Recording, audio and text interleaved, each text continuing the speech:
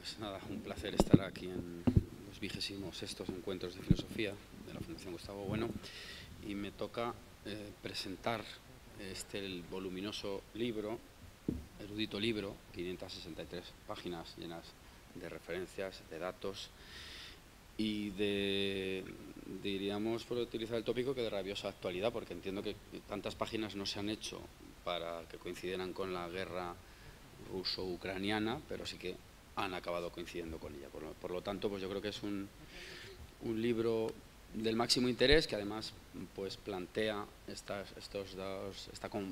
confrontación, estos paralelismos incluso entre dos imperios, el ruso y el español, paralelismos que incluso en su día vio ya juderías, al hablar de la cuestión rusa, en relación a las leyendas negras que afectan sobre todo a estas grandes estructuras.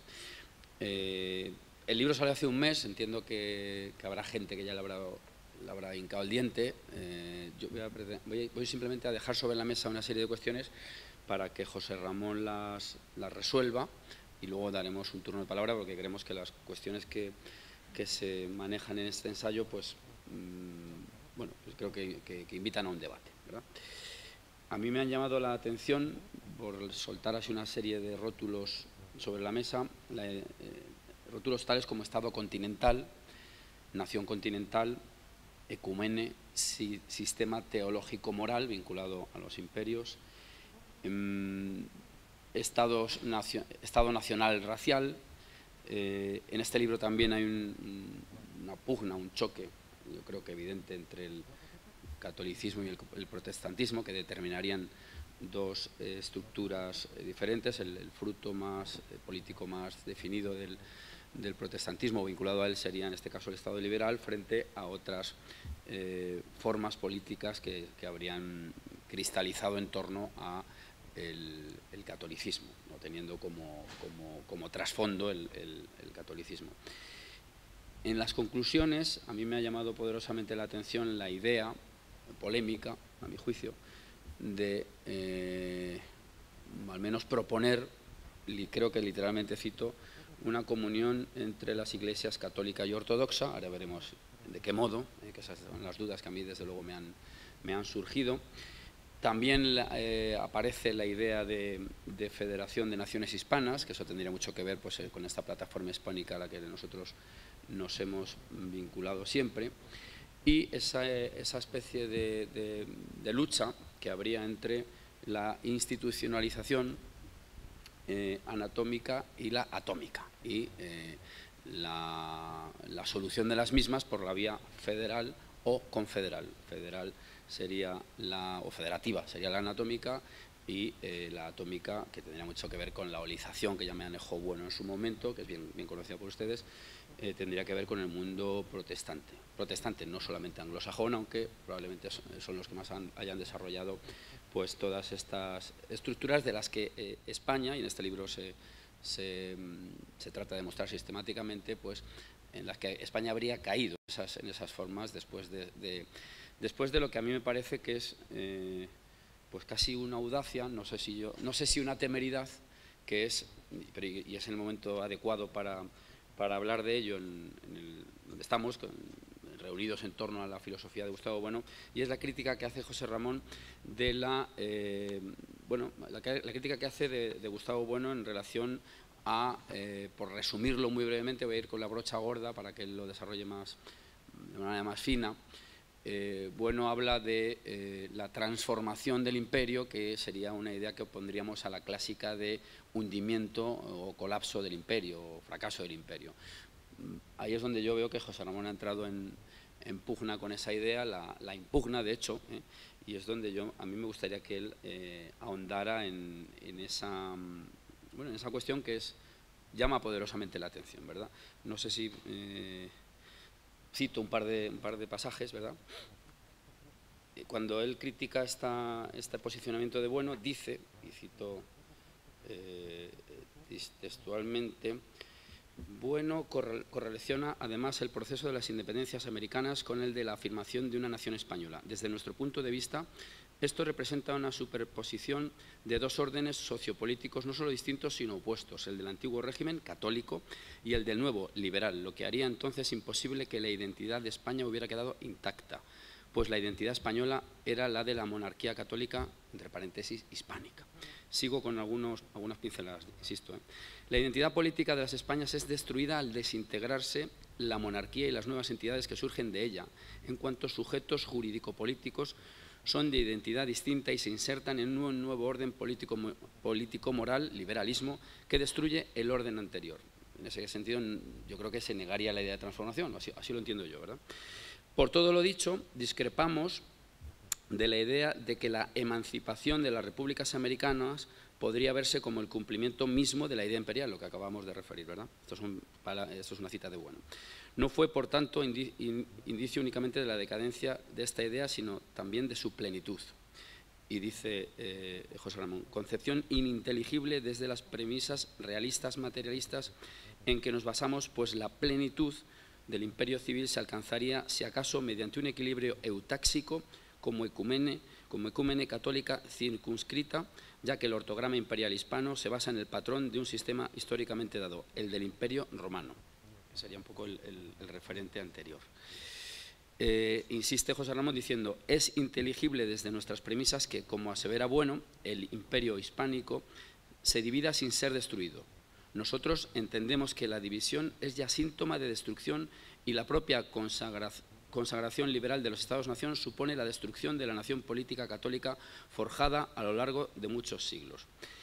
Casi ya voy terminando. Identificar la nación política exclusivamente con el Estado-nación liberal supone un reduccionismo que desde nuestra postura no tenemos más remedio que rechazar. La nación política como constructo de la era liberal no es sino una ficción jurídico-constitucionalista que, como el propio Bueno explicó, nunca puede crearse ex nihilo, sino que debe basarse en un cuerpo político preexistente. Solo que en el caso hispano ese cuerpo ya estaba fraccionado cuando se crean las naciones liberales.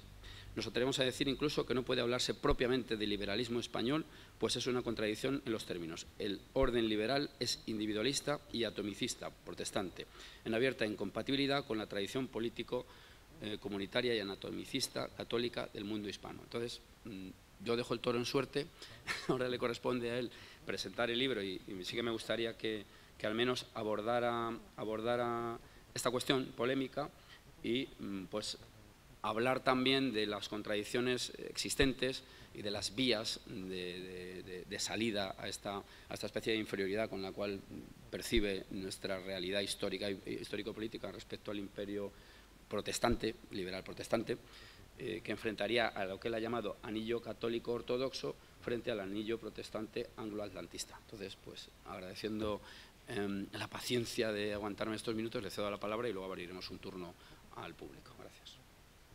Muy bien. Perdón, había empezado diciendo que quería dejar tiempo al final para que haya efectivamente la posibilidad de intervenciones, de preguntas, de comentarios de ustedes, como es habitual en mis intervenciones. Y quería ser breve precisamente por eso, ¿no? Entonces, yo lo que había preparado, por así decir, que no está muy preparado tampoco, es simplemente hablar de manera introductoria sobre la génesis y la estructura del libro, y quizás pues resaltar algunos aspectos, algunas características que diferencian este libro de otros que tratan de las mismas materias, de los mismos temas, por parte de autores sobre todo contemporáneos, ya sea pues obras de naturaleza ensayística o incluso académica o de otro tipo, ¿no? El libro en principio es un desarrollo amplio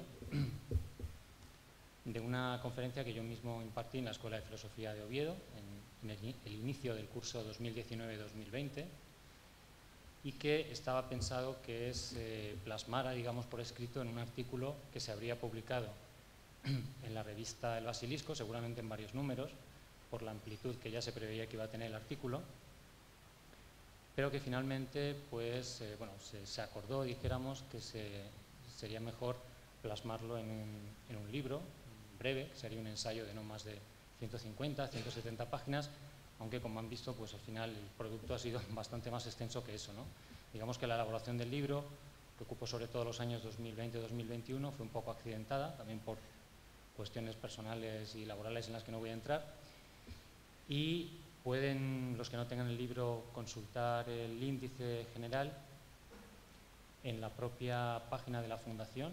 De hecho, en el programa de estos encuentros, si pulsan en el título del libro, podrán ver el resumen y bueno, pues todo lo que es el índice general, que es muy extenso y les va a dar una idea bastante clara de los temas que se abordan y de la propia estructura del libro. Básicamente la estructura son tres grandes partes, una dedicada a teoría y crítica política, otra parte dedicada a el pensamiento político hispano y ruso y su desarrollo histórico, sobre todo desde el punto de vista imperial, que es lo que tiene más interés para nosotros, y una última parte dedicada a lo que se conoce como geopolítica, ¿no? El presente en marcha, también cómo se aplican esas tesis y la teoría política del libro al presente en relación con las grandes dimensiones del poder soberano, ¿no? Pues, en términos de las capas conocidas de bueno, la capa cortical, la capa basal, la capa conjuntiva, y se introducen una serie de términos que en unos casos son reelaboraciones o ampliaciones de los que ya utilizaba Bueno, y en otros casos pues son, podemos decir, innovaciones, ampliaciones terminológicas que sirven para dar cuenta de determinados fenómenos o, dijéramos, hechos de la historia de las Españas y las Rusias que, aunque se basan en la filosofía de Bueno, o bien Bueno no las trató directamente o no las desarrolló y por lo tanto pues ha sido necesario, digamos, esta pues innovación, ¿no?, terminológica y categorial en ese sentido. Por puntualizar cuáles son los fundamentos y las herramientas de análisis del libro, pues en primer lugar el materialismo filosófico de Bueno, también la filosofía, la ontología política de Spinoza. Podemos decir que todo aquello del pensamiento, y esto es una novedad, podemos decir, respecto a otros libros que tratan de estos temas, la cabida que se da al pensamiento que llamaríamos católico tradicionalista en todo aquello que tenga de realista y de incorporable a esta teoría política, dejando obviamente los términos metafísicos. Y en relación con esto, pues, y esto también enlaza con lo que ha comentado Iván y con la cita que ha leído del libro, que es una de las partes más polémicas, ¿no? No quería ir, en fin, no tiene por qué el libro tampoco simplemente ser concebido como una polémica en ese sentido, porque, como se explica también ahí, las reservas que se hacen a ciertas tesis, no solo de Bueno, sino también de Spinoza, hay una crítica de Spinoza que creo que no ha hecho todavía la escuela, y también de un autor que, aunque, bueno, no es estrictamente materialista filosófico, al menos hoy, pero sí que incorporó muchas categorías de Bueno y tenía relevancia para nuestras tesis, que es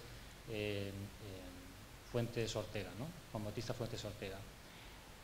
El libro es muy crítico en general, es un ensayo político, aunque muy extenso, y que en algunos momentos parece una tesis doctoral o tiene aspectos muy doxográficos también, pero se ha querido referenciar todo aquello que se propone, que se afirma, que se desarrolla, precisamente para, bueno, pues, dar un soporte bibliográfico sólido, aunque ya era consciente de que el libro pues, es controvertido y más allá de lo que son las tesis filosóficas o determinadas cuestiones, dijéramos, doctrinales, sobre todo en relación con la política real, dijéramos, y no digamos ya con la situación actual, ¿no? También quiero puntualizar, aunque ya se ha mencionado, lo ha mencionado Iván, bueno, el libro tiene un mes más o menos, pero lo que es la edición del libro estaba ya cerrada poco antes de que empezara el conflicto actual de Ucrania, es decir, que no se pudo incorporar eso,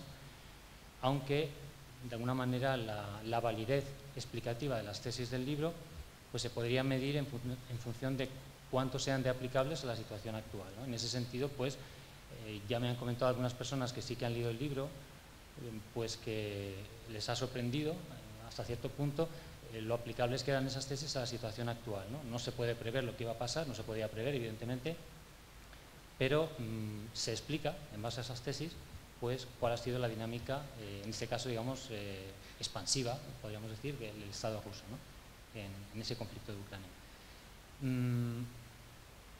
Yo creo que con esto lo único que quisiera resaltar para acabar esta introducción, y también esto liga con algo que ha mencionado Iván, es la importancia que se da en el libro al orden religioso moral, ¿no? Al orden político moral, y por qué esta importancia de lo religioso, de esa dimensión teológica, teológico-política, ¿no?, que a veces llamamos potencia ideológica, sobre todo a la escala del imperio, teopolítica, teología imperial. Es porque no solo es una de las dimensiones fundamentales del Estado, del poder soberano, ¿no?, sino que además en el caso del imperio, y esto es lo que defendemos entre otras tesis, es la dimensión más determinante para la existencia del imperio, ¿no? Es esa argamasa conectiva, dijéramos, que asegura pues justamente la existencia del imperio como una unidad, como una entidad unitaria, a pesar de su diversidad y de que sus estructuras, dijéramos, de poder o de control social, de fiscalización, etcétera, sean mucho más escuálidas comparadas con las que tiene, por ejemplo, el llamado Estado-Nación, el Estado liberal, ¿no?, que por una serie de características que también se explican aquí, pues, y es una tesis también controvertida que se sugiere, se habla, por ejemplo, de las tendencias incluso totalitarias del Estado liberal, del Estado moderno, ¿no? Muchas de las tesis del libro, simplemente enunciadas así, pueden resultar y resultan muy polémicas, muy discutibles, por supuesto, pero precisamente por ello pues, se recomienda que, por lo menos aquellos que no estén demasiado interesados en la teoría política, pues que revisen esas tesis del final del capítulo 3, porque se aplican a lo largo del libro y, bueno, pues, digamos, dan cuenta de todo aquello que se critica, pero que también se trata de comprender, ¿no?, sobre la realidad histórica trascendente del mundo hispánico y de eso que hemos llamado también el mundo ruso, ¿no? Yo casi que preferiría dejarlo aquí y abrir un poco un turno de intervenciones, si les parece bien, de preguntas o de comentarios, y en función del interés que haya en unos temas u otros, pues podemos desarrollar el resto de esta conferencia en un sentido u otro, ¿no?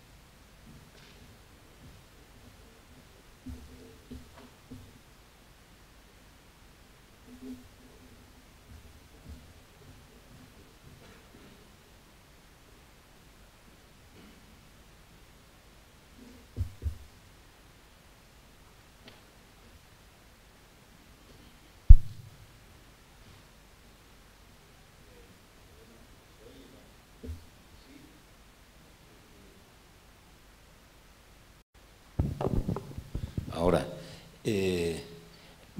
bueno, me interesa mucho el libro, como tú ya sabes personalmente, porque de estas cosas llevamos años hablando de ellas. No lo he leído, había visto hace unos días cuando se publicó esto, el índice, ahora acabo de verlo con detalle y estuve mirando, a pesar de que lo compré ayer por la tarde, hasta ahora mismo no vi el índice de autores que citas y tal, y citas, por ejemplo, a Pérez Bejo varias veces, que es muy interesante para explicar todo esto, aunque la laguna que tiene Pérez Bejo, eso ya lo hablamos tú y yo, tiene una laguna monumental, no pronuncia la palabra Inglaterra para nada en la desintegración del Imperio Español, o sea, es una cosa increíble. Sin embargo, él en otras cosas acierta soberanamente, es decir, él en el fondo está diciendo, unas veces explícita y otras implícitamente, que lo que hubo en América fue una guerra civil, pero no es el único que lo dice. Lo que pasa es que las guerras civiles son el intento de un cambio de legitimación de la soberanía. Son dos partes, de hecho, que luchan por una única legitimación.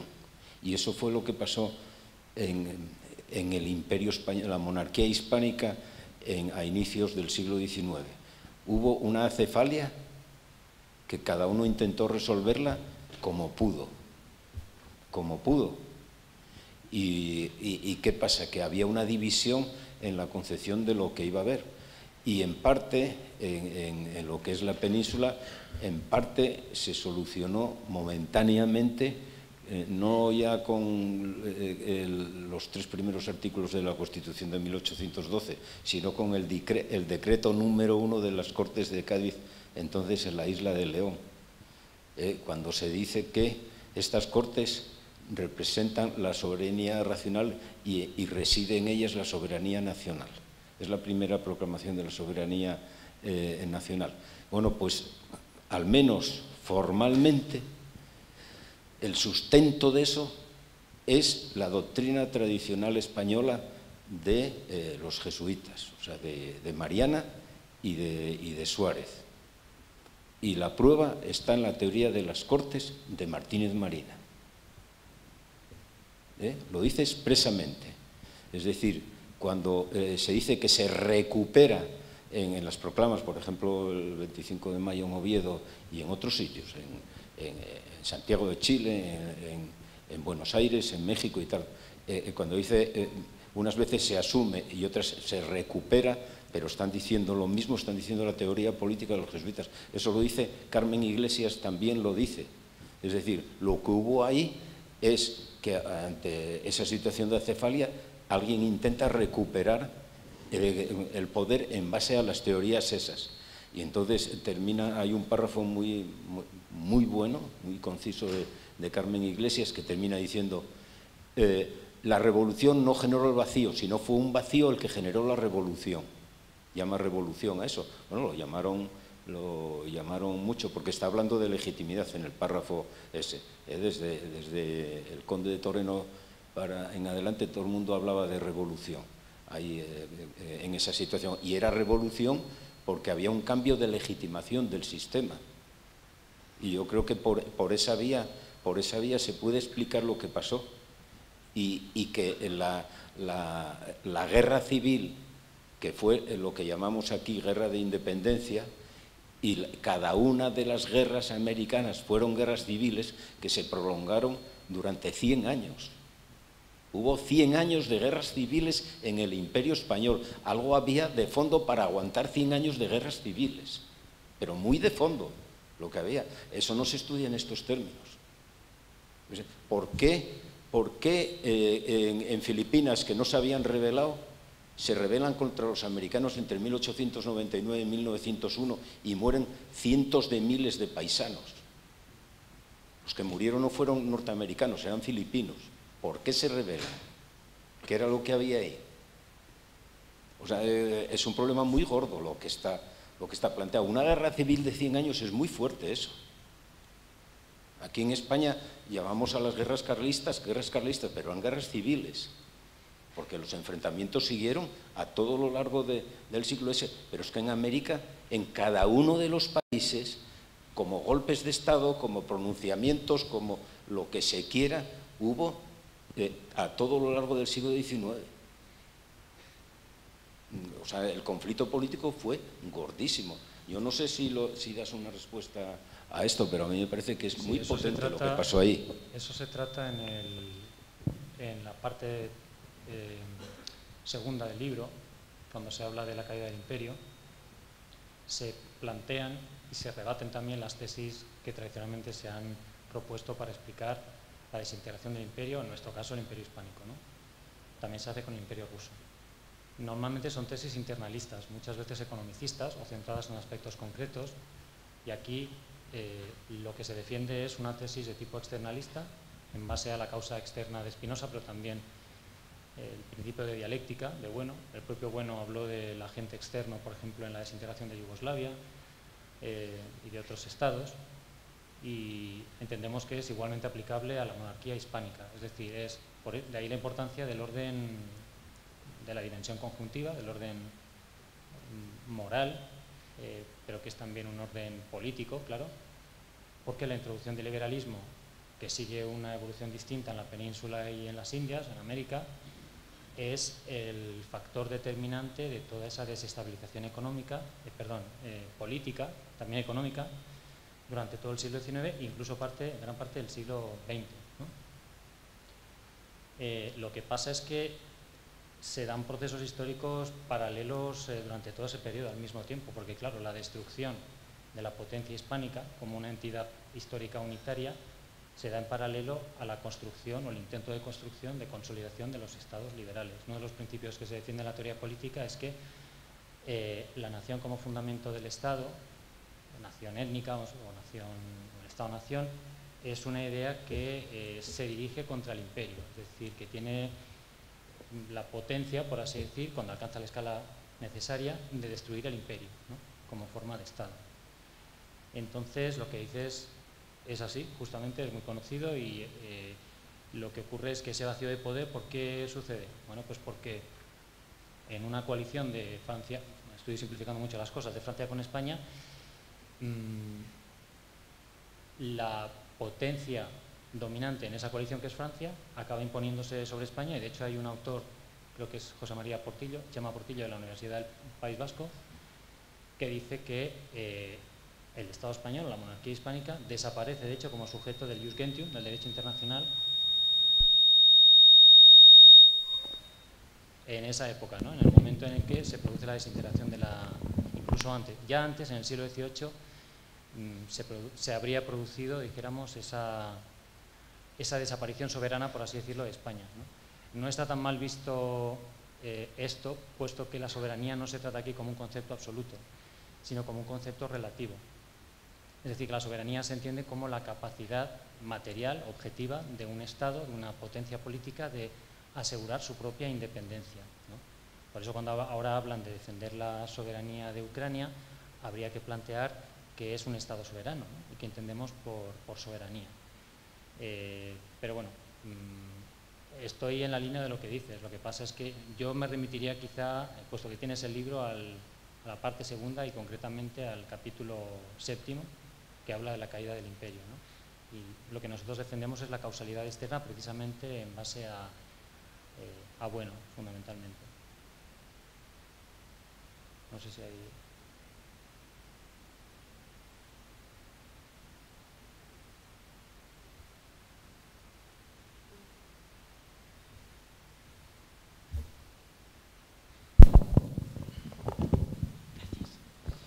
Hola, yo soy un poco profana, pero me ha sorprendido desde mi profanidad que digas que los anglicanos son protestantes. Para mí un protestante es un protestante y un anglicano es un anglicano. Entonces me gustaría que aclararas un poquito esto, porque para mí no es igual el papel de Alemania con Lutero que el papel de Enrique VIII con los anglicanos. Entonces me gustaría que hablaras un poquito de esto para dejármelo a mí más claro. Sí, esto también es una buena pregunta, porque efectivamente en la Iglesia anglicana, en el sistema anglicano, vamos a decir, hay de hecho muchos paralelismos parecidos con la propia Iglesia católica, pero eso es en cuanto a organización, no en cuanto a fundamentos morales, ¿no?, teológicos, dijéramos, de lo que llamamos aquí protestantismo en un sentido amplio y desde luego no de una forma sustancializada, porque el protestantismo, como cualquier otra corriente, tanto de pensamiento teológico como político, ideológico, pues no es un sujeto de la historia, ¿no? La Iglesia católica sí que es un sujeto. Podemos hablar de catolicismo enfrentado al protestantismo. ¿Por qué lo incluimos? Pues porque la escala que nos importa es la escala del imperio y de las naciones o potencias protestantes, ¿no? Solamente Inglaterra, Gran Bretaña, alcanza la escala universal, ¿no? Solamente, dijéramos, aquí me basaría o me iría a Leopoldo Cea, al filósofo mexicano Leopoldo Cea, que habla de esas tres entidades, ¿no?, en Europa, lo que se entendió antes como cristiandad, que él llama, bueno, habla de Rusia, Britania, refiriéndose a Inglaterra o a Gran Bretaña, e Iberia, ¿no?, pero bueno, se refiere a España en realidad, y que son periféricas realmente respecto a la centralidad europea, y cada una de las cuales se expande, ¿no?, en sentidos opuestos y de una forma con unos fundamentos morales y políticos distintos. Entonces sí que es verdad que el anglicanismo tiene similitudes. El cuadro de la página 191, si no me equivoco, que habla de los órdenes teológico-morales de la modernidad, precisamente hace una especie de caveat, ¿no?, donde dice que estos principios, habla de los principios que diferencian el catolicismo del protestantismo, del orden civil imperial católico con el orden liberal colonial protestante o confederativo. Estos principios se dan de modo prevalente, no absoluto o excluyente, más allá de posibles matizaciones, por ejemplo, en base a características estructurales del anglicanismo. Esta diferenciación de base ilustra la importancia de la dimensión conectivo-moral del imperio. El momento histórico que a nosotros nos parece fundamental para poder empezar a elaborar la teoría política y del imperio es justamente los principios de la Edad Moderna y la repercusión que tiene la Reforma protestante, en sentido amplio, claro. Es Lutero, pero es también el calvinismo, que con el tiempo evolucionará hacia el liberalismo, y el liberalismo inglés tiene sus características peculiares, ¿no? Pero que también es un liberalismo, es digamos, un protestantismo anglicano, lógicamente, que luego evoluciona hacia el liberalismo, pero que es también muy nacionalista, y estos elementos van a estar en la base de la conformación del Estado británico, ¿no? Y posteriormente del Imperio británico. Y va a ser, muchos de estos elementos van a estar presentes luego en el Estado-nación. Es decir, nosotros entendemos que lo que da carácter unitario al protestantismo, que por otro lado sería una proliferación de iglesias, simplemente, ¿no? Herejes respecto a la Iglesia católica, es precisamente esta funcionalidad destructiva del orden moral católico, porque más allá de las cuestiones doctrinales, religiosas, ideológicas, teológicas, etcétera, lo que representa es precisamente la dimensión determinante de la existencia de un imperio universal objetivo que existe, que es el imperio hispánico, la monarquía hispánica, ¿no? Entonces es una necesidad, si se quiere, de esas otras potencias europeas de abrazar el protestantismo, sea en la versión que sea, o bien, aunque no sea directamente el protestantismo, como en el caso de Francia, pero es precisamente la influencia del protestantismo en las aristocracias francesas las que, bueno, pues luego lleva a la revolución, bueno, está en la base del pensamiento ilustrado francés, antihispánico, leyenda negrista y todo lo demás, ¿no? Entonces, estoy de acuerdo, claro, si matizamos digamos, en base a criterios teológicos, incluso de organización de la propia Iglesia y demás, evidentemente podemos encontrar concomitancias o muchos parecidos entre la Iglesia anglicana y la Iglesia católica, pero no deja de tener unos fundamentos protestantes, ¿no? Y bueno, yo creo que esto está tratado con claridad bueno, es decir, como que, por eso decía que los dos antagonistas principales del mundo hispánico son precisamente el Islam, ¿no? El maometismo y el protestantismo. Y es evidente que el imperio protestante, aunque de aquella manera podemos decir universalista, es el británico, no es el alemán, el británico y su vástago Estados Unidos, ¿no? No es el alemán ni los países nórdicos. Nada.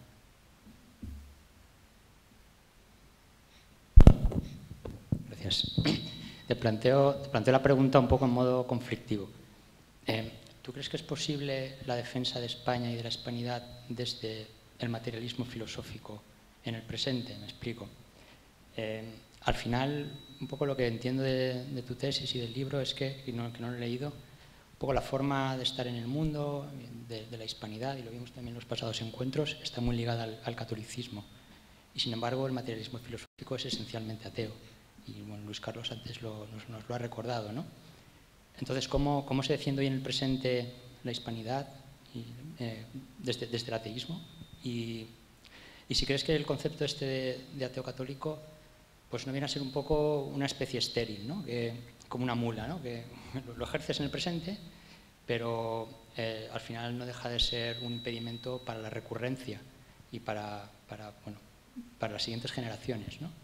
Y era un poco tu punto de vista. Es una pregunta también, sí, muy interesante, porque esto yo lo relacionaría con lo que motiva un poco la crítica a Spinoza en el capítulo segundo, al final, en la última sección, precisamente porque la razón política no es necesariamente la razón filosófica, ¿no? Es decir, no se puede entender, como han sugerido algunos autores, no digo que se fuera la intención de Spinoza, pero de subordinar la política a la filosofía, por ejemplo, ¿no?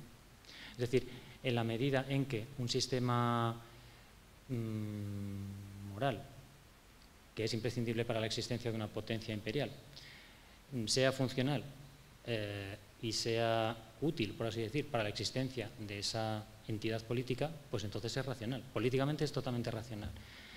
Otra cosa es que si nos vamos a las tesis, por ejemplo, pues no sé, de la teología natural, podemos contrastar las tesis podemos tratar incluso diferenciadamente la teología natural respecto a la teología dogmática y ver en la teología dogmática un cuerpo de filosofía y en la teología natural una serie de conceptos metafísicos que son inasumibles desde una racionalidad filosófica que siempre es una actividad intelectual individual, pero que solo en la medida en que tuviera una funcionalidad política en el caso del materialismo filosófico, sería posible decir que se puede defender, también habría que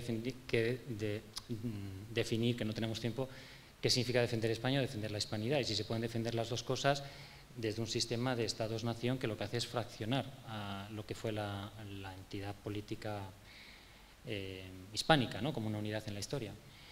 Pero suponiendo que ese fuera el objetivo, pues bueno, en la medida en que un sistema político-moral sirva para asegurar esa autaxia, la permanencia de esa potencia política, entonces es racional. Es decir, y ahí está un poco quizá el problema de pensar que determinados sistemas de pensamiento, yo veo ahí un poco yo lo llamo un poco un principio de ilustracionismo, ¿no? Se podría hablar incluso de filosofismo, es de pensar que porque un sistema de pensamiento racional, objetivo, basado en hechos, podemos decir, bueno, en la realidad material de la historia, en este caso, ¿no?, la historia política, explique, aclare, etcétera, que eso sirva para reivindicar, en este caso, la unidad de una entidad política, hombre, en la medida en que alcanzara la escala política necesaria podría hacerlo. Pero hoy por hoy, por ejemplo, el materialismo filosófico no tiene una presencia, no es que no tenga una presencia, es que no puede alcanzar esa escala política porque las más elaboradas y perfeccionadas de las tesis del materialismo filosófico tienen infinitamente menos potencia que las tonterías que pueda decir cualquier alto funcionario del Estado mientras está propagando la ideología oficial o bueno, pues todas estas dijéramos vaguedades ideológicas, muchas veces proceden de Estados Unidos o de Gran Bretaña o de Europa, vamos a decirlo así, ¿no?, al mundo moderno, liberal, porque ellos están a la escala del imperio. Es decir, eso realmente tiene más potencia, infinitamente más potencia que el sistema filosófico más perfecto. Ahí habría que plantear, bueno, y entonces, si el sistema es tal, ¿no? No sé, al final el sistema acaba convirtiéndose en una especie como de instrumento de una ideología que ya existe, de un programa que ya existe y que incluso puede estar ya defendido por una potencia extranjera que a lo mejor ha sido incluso nuestro enemigo histórico, ¿no? Entonces, yo respondería en definitiva de esta manera: si se alcanza la escala política necesaria, sí que tiene esa posibilidad. Si no, pues lamentablemente no, porque seguramente ha podido haber otros sistemas, otras tesis, otras propuestas, pero que por no haber llegado a ese nivel y a esa potencia en la historia, pues no han podido, posiblemente ni se han conocido, ¿no? No sé si más o menos respondo a la pregunta.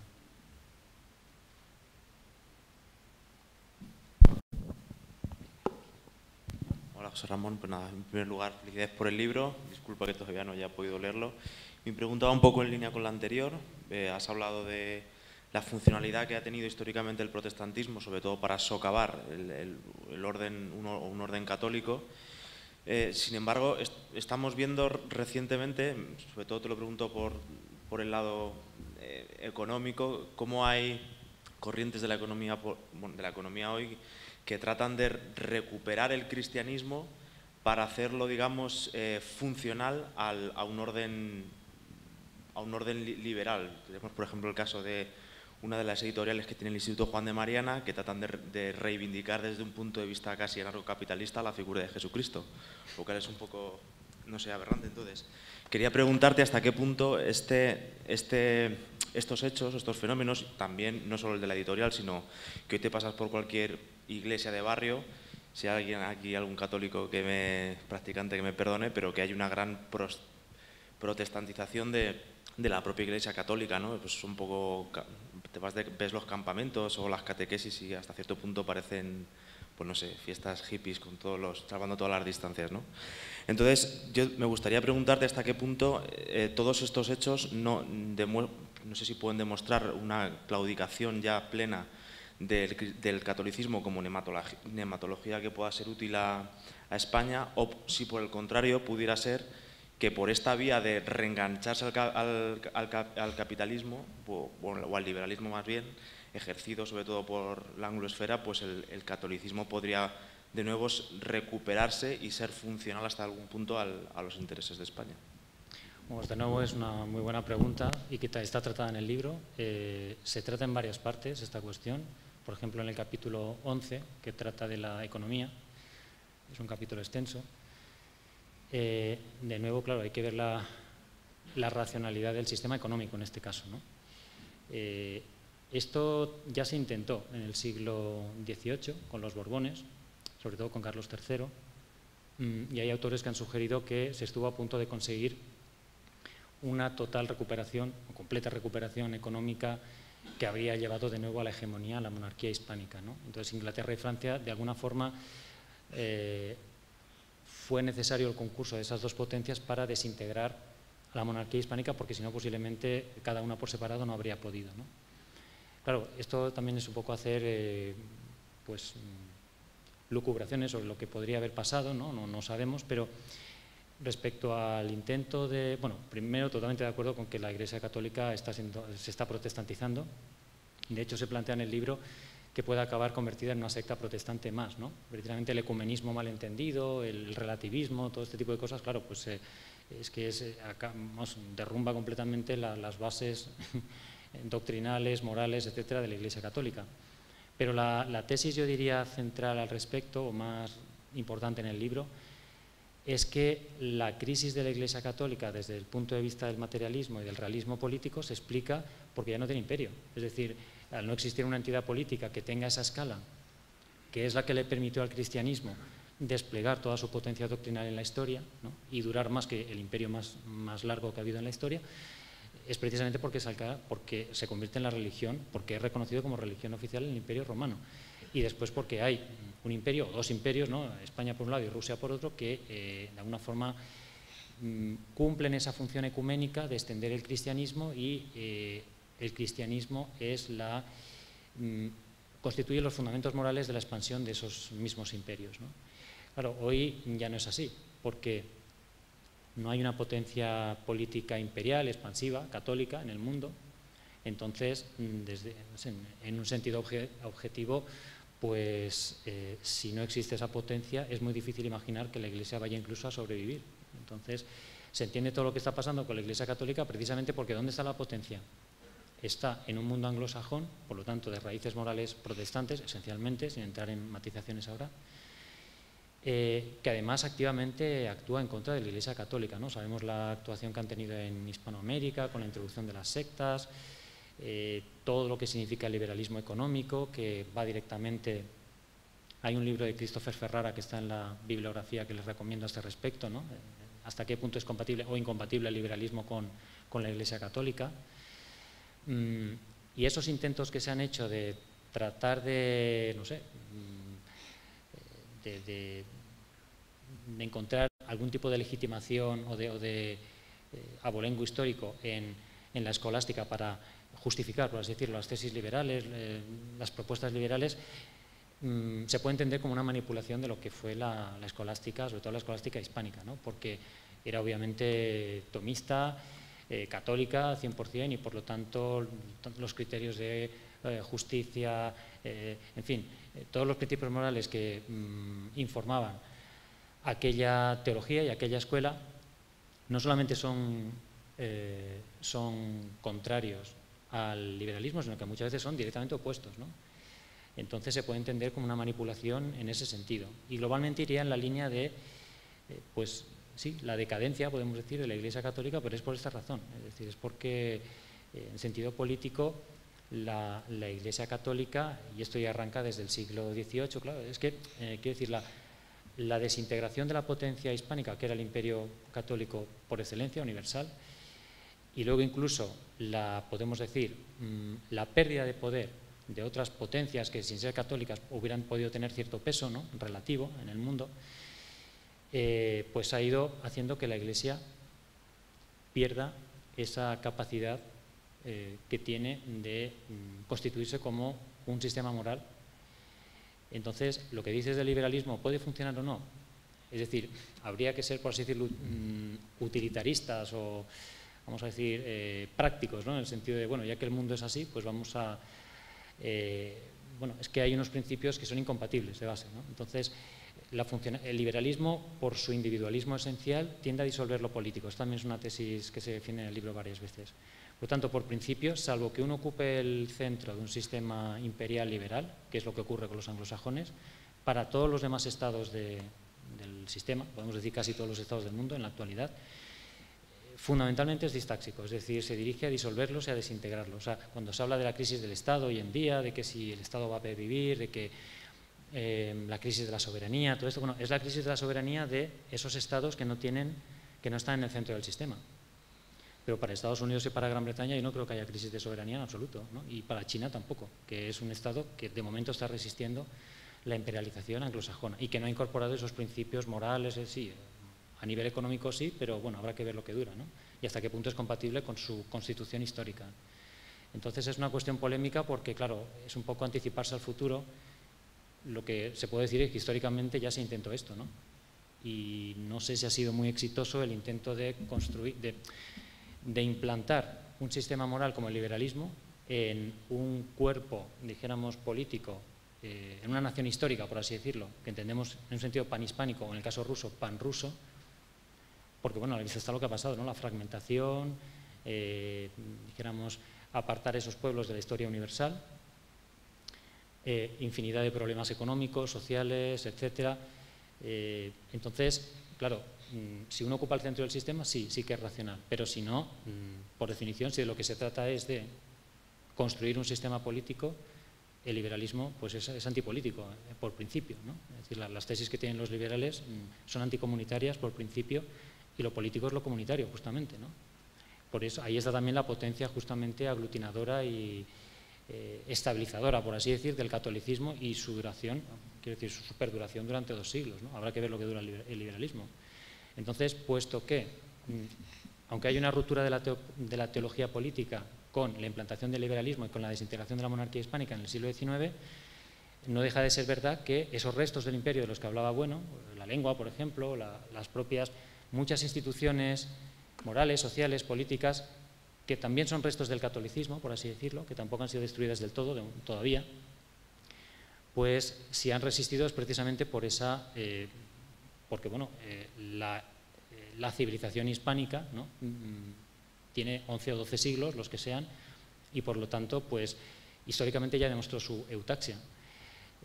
Tratar de explicar, como hacen algunos liberales, que es que se hundió el imperio porque el catolicismo no funciona, porque la economía, etcétera. Bueno, entonces, ¿cómo había durado el antiguo régimen 1000 años, ¿no?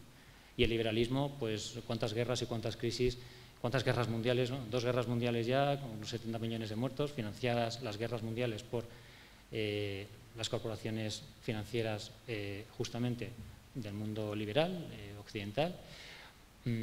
Es decir, que lo que se plantea aquí es que si entendemos que el catolicismo es más racional, para asegurar la eutaxia de un mundo hispánico, como lo sería el catolicismo ortodoxo, vamos a decir, en el caso ruso, entonces eso sería lo más racional, políticamente hablando, ¿no? Pero la pregunta tiene mucho sentido porque efectivamente cabe plantearse si en esta tesitura, en esta encrucijada en la que estamos, hasta qué punto merece la pena recuperar el catolicismo. Pues es que el catolicismo se ha perdido también por la acción del enemigo y es una acción de colonización, de implantación político-moral, ¿no? A todos los niveles, a todos los niveles.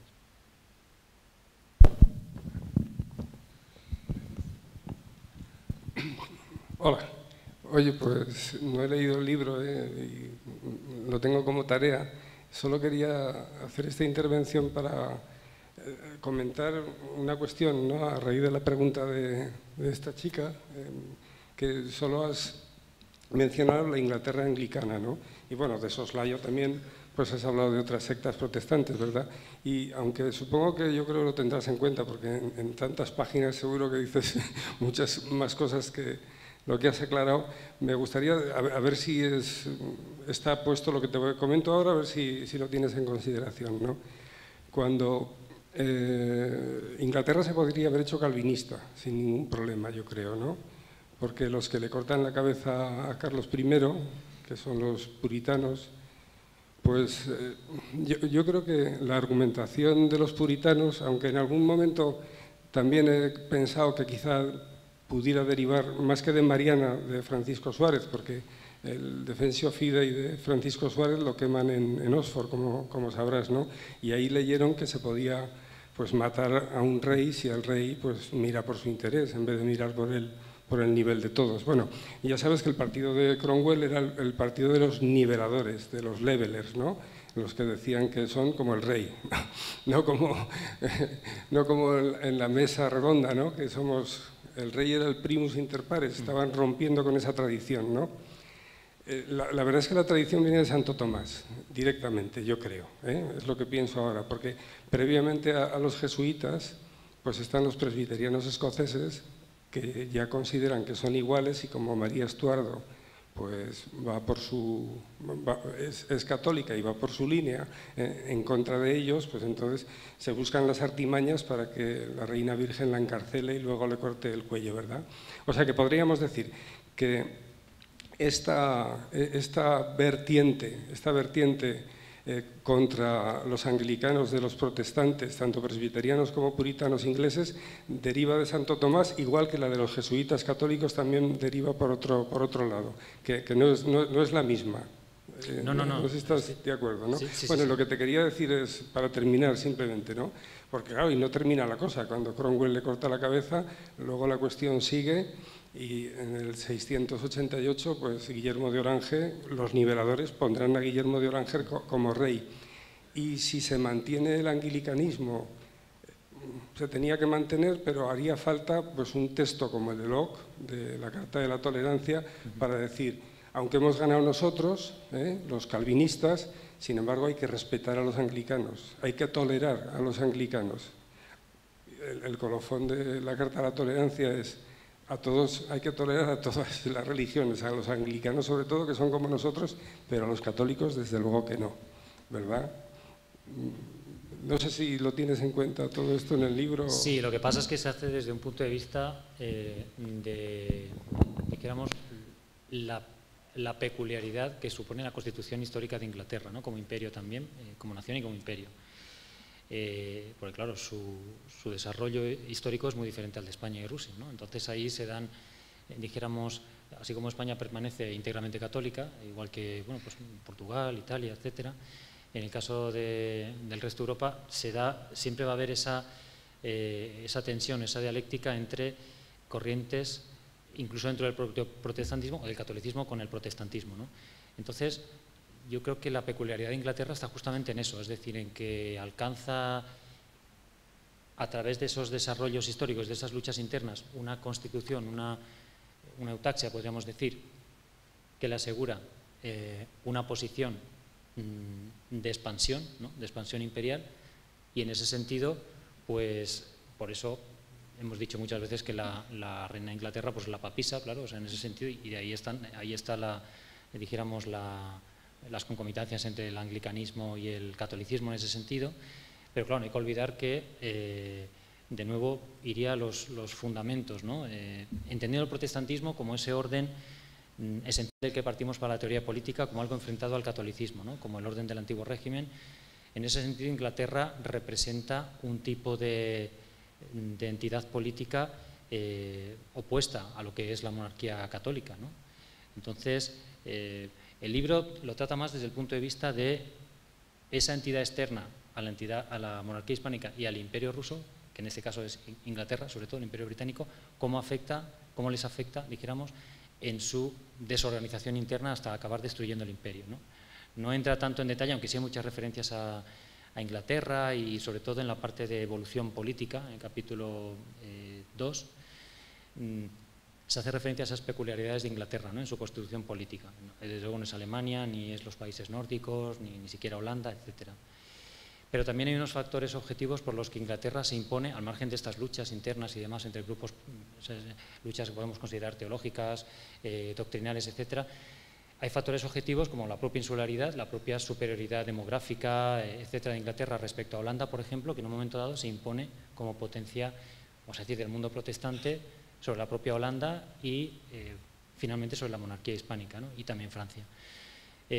No sé si tu pregunta a lo mejor iba por otro sentido, pero por otro lado, pero la perspectiva es siempre más bien hispánica y rusa, y entonces se ve Inglaterra como en ese sentido de el agente externo cuyo sistema moral, cuya teología política es distáxica, ¿no?, cuando consigue introducirse en el cuerpo, en este caso, de la monarquía hispánica y luego del Imperio Ruso primero y luego de la Unión Soviética, con peculiaridades, ¿no?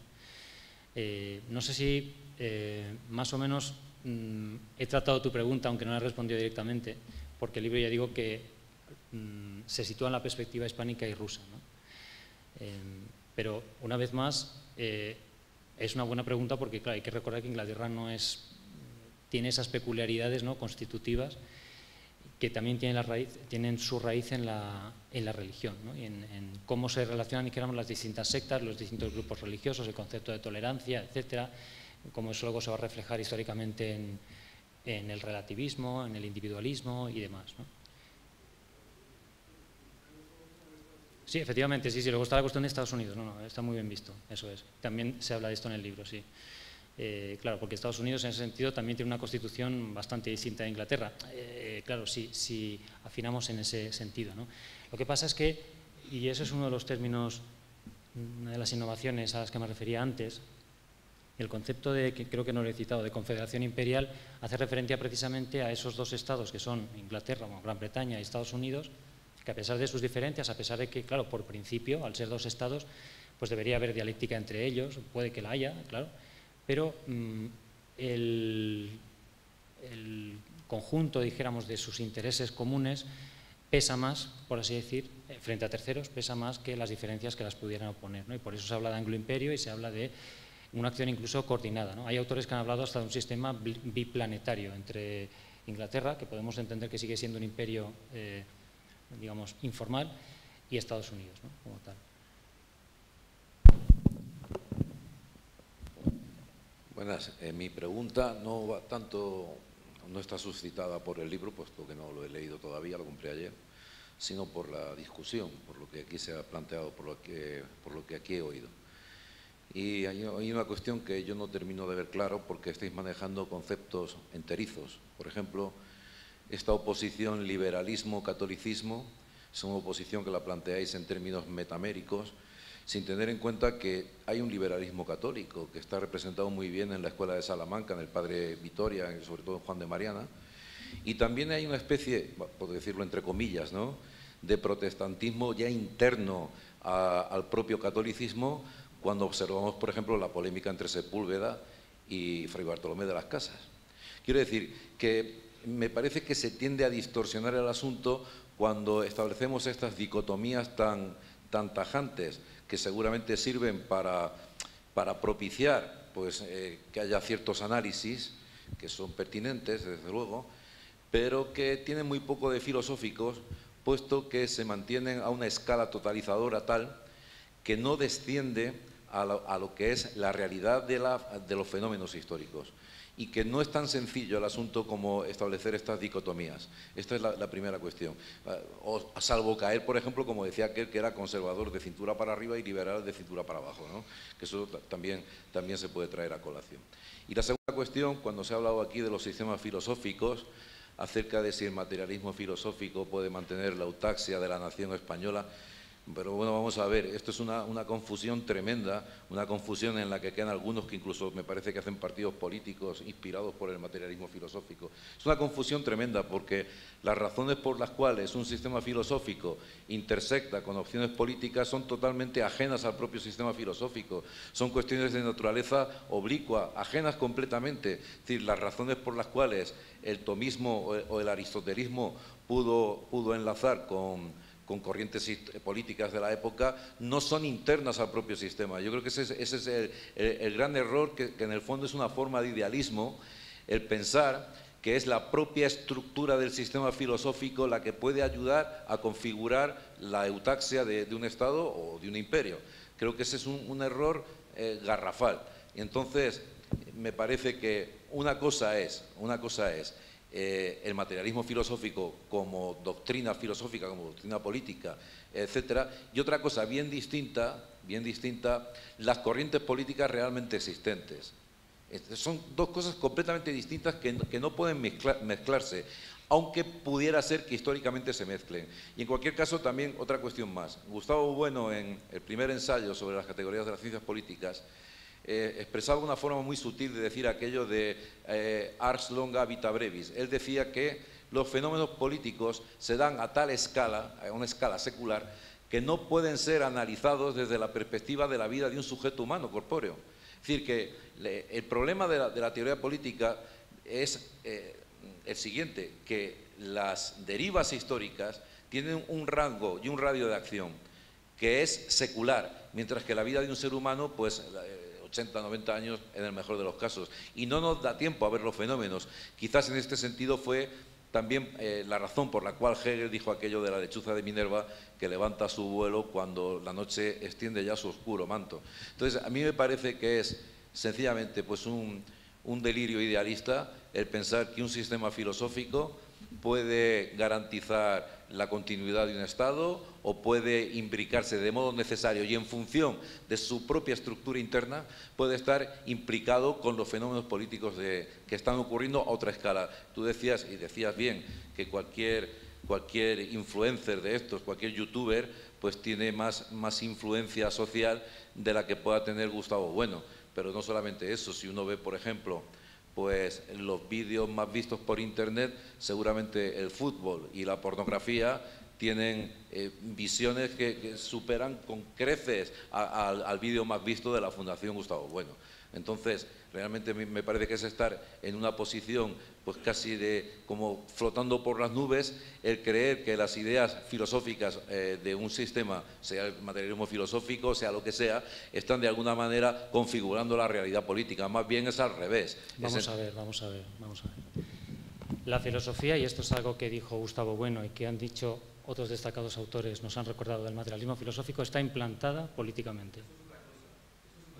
No, pero se nos ha preguntado si se puede defender a España o si lo que se puede defender es la eutaxia, en este caso, por ejemplo, el Estado español. Perdón, pero eso no es así. La implantación política de la filosofía es una fórmula más noseológica que política. Y lo que quiere decir implantación política de la filosofía es que consideramos que las ideas no están escritas en el cielo y no proceden de la mente de ningún filósofo, nadie lo ha dicho aquí, sino que proceden de los conceptos técnicos del mundo, pero implantación política no significa intersectar con corrientes políticas. Ese es un error que comete Armesillas sistemáticamente y que es un error porque la distinción implantación gnóstica e implantación política es una distinción de rango noseológico, no de rango político. Pero eso tendría que preguntárselo a Armesillas, si está pensando que yo estoy defendiendo estas posiciones, porque a lo mejor defiendo las mismas ideas, vamos a decir, o proyectos políticos que él. Para empezar, estamos muy equivocados, porque no voy por ahí, pero bueno. Yo lo que veo en esta intervención que se ha hecho es quizá en la dimensión política, es decir, defender ideas, claro que se puede hacer desde el materialismo filosófico, de una manera más racional que desde cualquier otro sistema, pero esto ya lo sabemos, por eso estamos aquí. Aquí lo que se está defendiendo es precisamente la idea de la necesidad de que un sistema político-moral tenga que alcanzar la escala necesaria, histórica, y como nos ha recordado muy bien, pues efectivamente, claro, es que ¿quién está hablando aquí de individualismo? Es decir, que es que la escala del individuo no se puede comparar con la del Estado, pero sí precisamente eso es una de las tesis en las que se insiste en el libro y en las que caen, un error en el que caen la mayoría de las aproximaciones teórico-políticas y filosófico-políticas actuales, ¿no? Es decir, en confundir precisamente por el individualismo. Y en cuanto al liberalismo del catolicismo, bueno, eso es una tesis, es decir, de que la escuela de Salamanca era liberal. Yo esto lo niego, no es liberal porque era tomista. El liberalismo, precisamente, sus principios morales se oponen a los del catolicismo. Es decir, es partir de que la libertad pues es el principio principal, la libertad negativa, el hacer lo que... Y esto, es decir, el individualismo fundamental del liberalismo es antipolítico, y yo creo que esto no se puede negar. Podemos hacer elaboraciones, pues en fin, sofísticas, si queremos incluso, pero realmente no estamos explicando la realidad política de la historia, porque ahí están los hechos, es decir...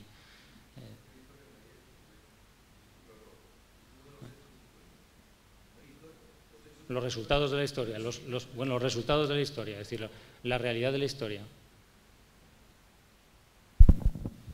3 minutos, Tomás. Yo he estado levantando la mano hace un tiempo y bueno, bien, nada. Vamos allá. Aprovecho, José Ramón, para volverte a repetir mi felicitación, como no puede ser de otra manera, ¿verdad? Y yo además decir que fundamentalmente el capítulo 6 y 7 lo he utilizado precisamente pues para construir la identidad de Rusia. Es decir, que ahí haces tú un recorrido pero que no me fue posible mostrarlo ayer. Y he conseguido, generosamente por parte de Gustavo Bueno Sánchez, que me conceda una EFO dentro de unos días para que lo pueda. Entonces, pues de alguna manera tendré oportunidad de hacer una justicia a esos capítulos. Por lo que decía Iván hace un momento, que tú no buscaste este oportunismo, pero que es muy útil precisamente para aplicarlo digamos, a la construcción de lo que yo he llamado identidad de Rusia, identidad de Ucrania. Esto que vaya por ahí. Luego, como realmente hablas del imperio ruso y el imperio español, pues hay un trasfondo en tu trabajo que es muy agudo y muy interesante, porque es algo así como unos imperios paralelos, y tiene mucho que ver con una obra clásica que es la de Plutarco, de Vidas Paralelas. Plutarco, en una de sus vidas paralelas, compara a Alejandro Magno y a César, es decir, a un imperio antiguo y a un imperio posterior, ¿no? Y en cierta medida, pues tú estás trabajando con esta noción, que hay posibilidades de paralelismo, ¿verdad? Pero yo aquí te planteo dos preguntas que tienen algún tipo de... porque tú parece que buscas una confluencia entre católicos y ortodoxos y claro, pues la pregunta es la siguiente. Primero, desde un punto de vista político, estrictamente político-militar, pues hubo conflictos gordos entre ortodoxos y católicos en la guerra de Crimea, como sabes muy bien. O sea, y eso no se ha borrado. Es decir, que eso es una idea ucrónica que de alguna manera todavía está por ahí. Vamos. Segunda cuestión, claro, yo recuerdo que en aquella EFO en la que tuvimos oportunidad de hablar tú y yo, pues te planteaba cuestiones de carácter no tanto teológico-políticas como estrictamente teológicas, y veíamos claramente como la teología católica es más potente que la teología ortodoxa, y que en cierta medida, aunque tengan analogías, pues tienen enormes diferencias, sobre todo, por ejemplo, con un asunto crucial para el pensamiento teológico político católico, es el misterio de la Santísima Trinidad. Ahí hay diferencias y son importantes. Bueno, es pedirte este asunto importante, ¿verdad? Luego, un asunto que ha salido a lo largo de la discusión de hoy y que aprovecho que está aquí Fajarnés, es este escepticismo acerca de lo que, y que la decadencia, igual que hay una construcción del imperio ruso, pues hay una decadencia, y entonces tu tesis importante, que me parece que es importante, que no puede explicarse todo por razones internas, sino que también hay razones externas, sin duda alguna, que es la influencia de otros imperios. En el caso del imperio español, pues el imperio de los Estados Unidos, ¿verdad? En el caso de Rusia, probablemente las razones internas sea su monismo económico, que le hace naturalmente perder la comba. La Rusia soviética. Eso es. Y luego, fundamentalmente, la causa externa pues tiene que ver con la Guerra Fría, que realmente ellos no supieron estar a la altura de la... Bueno, esto por ahí, que me parece que tú lo planteas con importancia y te sugiero esto para que tú le des vueltas y bueno, en cuanto al asunto del problema de que los católicos actuales pues estén contaminándose de protestantismo, tenemos aquí a un maestro en esos temas que es Fajarnés, y entonces yo no creo que haya que tener escepticismo total sobre el asunto. Ellos están trabajando esto ahora mismo, ¿verdad? Pero Fajarnés sabe, perfectamente que a lo largo de la historia de la Iglesia pues se han dado estos movimientos. Son los modernistas, los novatores, pero afortunadamente en este momento actual eso ocurre con el Papa Francisco. Pero yo confío en que la Iglesia Católica sabrá ver esto y volveremos a tener pues a un San Pío X o a un Benedicto XVI que va por otros derroteros. Vamos, este es el otro asunto, ¿no? Lo de la Pastendi. Y luego refuerzo y termino tu tesis sobre que la escuela de Salamanca no es liberal, ni mucho menos. Por otro lado, también hay que decir que Mariana no es de la escuela de Salamanca, es otra cosa, es otra cosa, es esto más de mercado y son otros teólogos salmantinos, pero Mariana va por los dos derroteros. Pero Mariana no es liberal, es decir, leer el de Regis Institutione, pues nos encontramos con que Mariana defiende los impuestos, dice que sin impuestos no puede haber Estado. En todo caso se le atribuye eso, y eso tiene que ver mucho ahí, pues este hombre, Federico Jiménez de los Santos, que no ha estudiado a fondo, al padre Mariana. Su tratado sobre la moneda, el vellón, lo que dice sencillamente es que la devaluación del vellón, el quitarle la plata, supone, por supuesto, un incremento en los impuestos. Pero el padre Mariana de ninguna de las maneras es liberal. Está sencillamente defendiendo precisamente de que el Estado necesariamente tiene que tener, por así decirlo, recaudación, pero no confiscación. Eso desde luego, esa es una tesis, y yo estoy completamente de acuerdo con lo que acabas de decir tú sobre la escolástica, que no tiene ese pensamiento, y esto viene de Santo Tomás, claro, sin duda alguna. Vamos, esto es que si no lo digo, pues esto reviento, vamos, que estaba aquí pues pidiéndole a Paloma que me concediera por amor de Dios, ¿verdad?, un minuto por lo menos. Bueno, pues nada, era esto, felicitarte,